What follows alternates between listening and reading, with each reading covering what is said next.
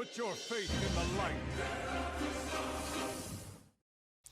Hello guys, welcome to another one of my videos. This is Lightblade, and in this video we're going to be talking about gearing in 10.1. To be specific, the second week of the patch when Mythic Plus and Raids release.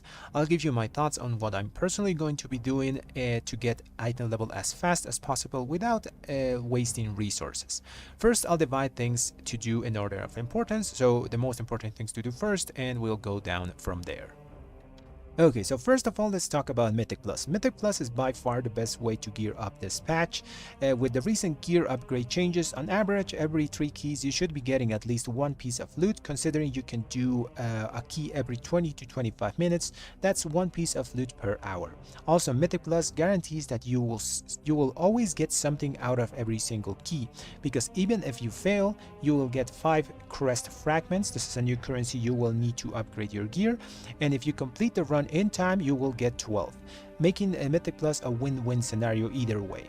And finally, Mythic Plus loot is grindable and repeatable content.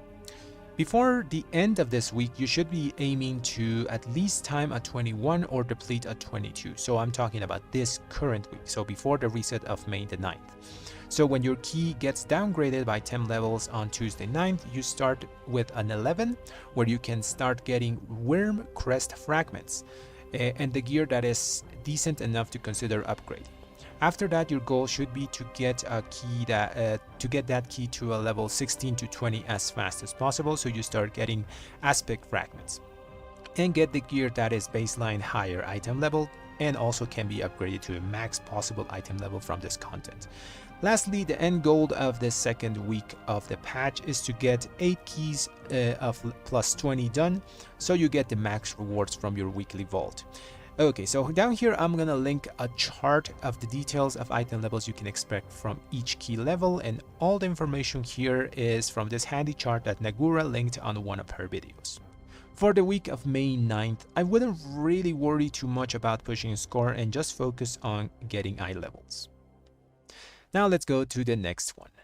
Okay, let's talk about raiding. So raiding should be your second priority. Well, it did get better with the loot changes because, well, now you can upgrade stuff a bit higher and raiding is not as useless as before. It's still very underwhelming for the effort you put into it, especially if you're a solo player going into the Pug world. A lot of time will be wasted just pulling and resetting the boss until you kill it, making the loot time ratio pretty bad. There is, however, very valuable loot from the raids, like tier set gear, special pieces like Ashkandur Fall of the Brotherhood. This is a really powerful weapon for Retribution Paladins, and some trinkets. So very specific things that you want from raids. All other gear can be obtained from Mythic Plus with much more ease. The value of raiding also goes under for us Retribution Paladins specifically, since while the new tier sets are nice, it's mostly item level upgrades that we are getting from them. The effects themselves are pretty similar in power as the current tier sets. As far as we know, the old tier sets will still work. If this isn't the case and Blizzard does a last minute change to they disable the old tier sets, raiding gets a bit more priority, but for now it will stay here as second place. Personally, I will try to clear normal with my raid group and will late in the week try to poke some heroic bosses after I got a lot of item level from spamming Mythic Plus dungeons.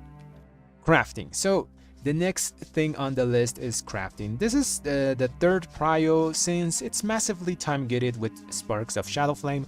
Well, it does give you very high item level gear. Not much can be done with it, at least for next week.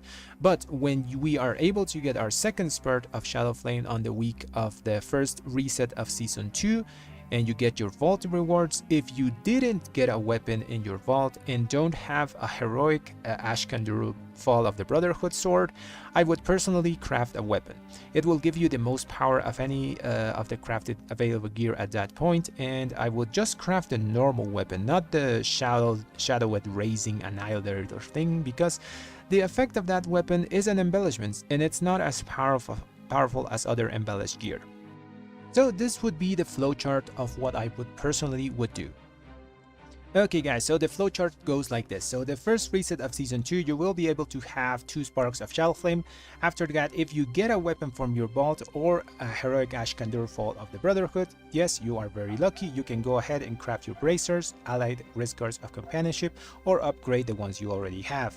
And then also craft one of these other stuff, you know, like Elemental Lariat, a Shadow Flame, Tempered Armor Patch on a piece of gear, Frostfire Legwords of Preparation, or an Unstable Frostfire Belt.